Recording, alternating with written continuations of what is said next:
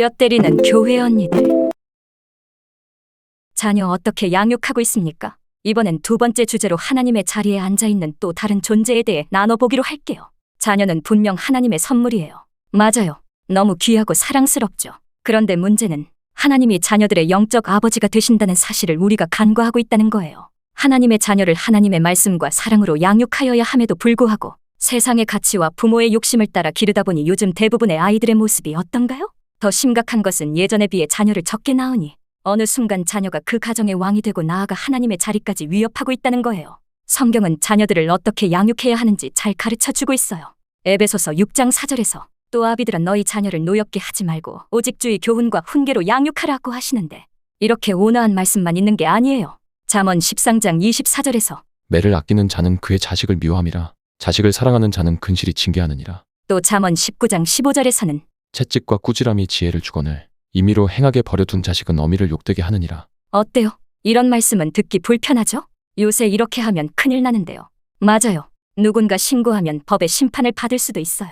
하지만 하나님은 자식을 진정 사랑한다면 제대로 양육해야 한다고 말씀하시는 거예요. 물론 폭력적인 부모도 있고 그것을 경계하는 것은 100번 강조해도 부족하지 않아요. 하지만 자녀를 훈계하지 못하는 것은 더 큰 죄이고 방임의 결과가 어떤지 요즘 일어나는 일들을 보면 잘 알 거라 생각해요. 자녀들을 잘 가르쳐야 할 교사와 부모의 권위는 땅에 떨어진 지 이미 오래고 교실과 가정의 붕괴 또한 심각한 지경이에요. 더 걱정스러운 것은 자녀가 있어도 혹은 자녀 대신 반려동물을 기르는 가정이 많은데 사랑과 긍휼함으로 잘 돌보는 것을 넘어서 동물마저도 주인보다 상전이고 사람처럼 여긴다는 것입니다. 성공회에서는 반려동물 축복식을 시행한 지 몇 년 지났고 올해부터 성당에서 반려동물 장례미사를 시작했다는 기사도 봤어요. 이게 말이 됩니까? 아직 개신교에서는 이런 일이 일어나지 않아 다행이라고요? 개신교 일부 교단 및 교회에서도 이 문제를 논의하고 있다고 하는데 어떻게 생각하나요? 이게 논쟁할 가치가 있나요?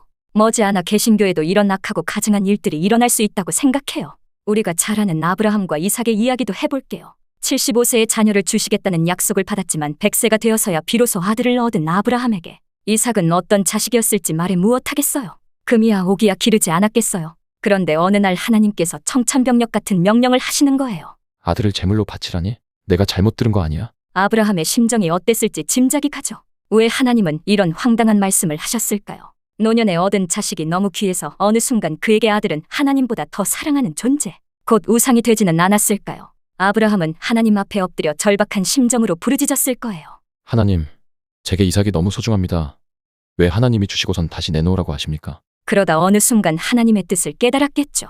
그래서 그는 순종했고 이삭을 제단 위에 올려놓는 순간 사자가 이르시되 그 아이에게 내 손을 대지 말라. 그에게 아무 일도 하지 말라. 내가 내 아들 내 독자까지도 내게 아끼지 아니하였으니 내가 이제야 내가 하나님을 경외하는 줄을 아노라. 라고 창세기 22장 12절은 기록하고 있어요.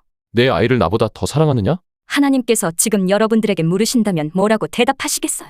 이 질문에 당당하게 대답할 사람이 많지 않다는 걸 알아요. 늦지 않았어요.